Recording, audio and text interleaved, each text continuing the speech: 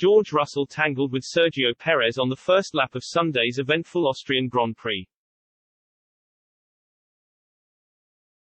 George Russell appeared to place the blame at the feet of Sergio Perez for their first lap collision that eventually forced the Red Bull man to retire from the Austrian Grand Prix on Sunday.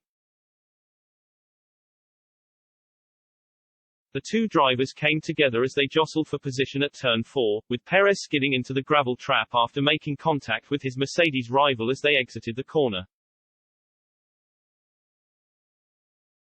Both cars suffered from damage as a result of the incident before Perez was called into the pit lane to retire from the race a few laps later.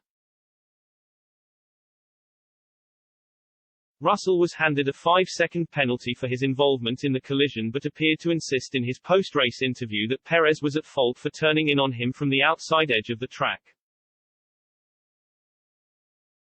With how the race panned out, it was a missed opportunity, a visibly frustrated Russell told Sky Sports F1.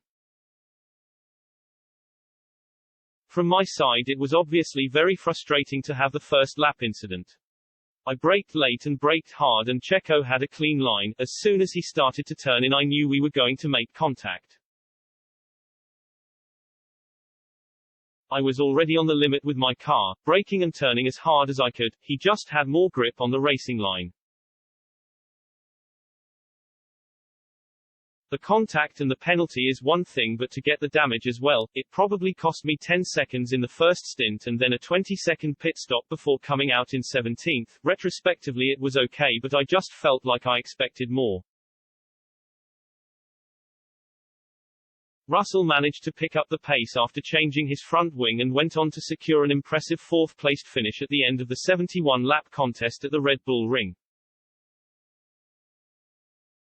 However, the 24-year-old still believes that Mercedes have plenty of work to do in order to close the gap to their Constructors' Championship rivals over the coming weeks and months. When I look at the data, I think we were probably the same pace as Lewis Hamilton, he added. Bearing in mind we came through all the traffic and damaged the tires quite a lot in doing so, I think that was pretty reasonable.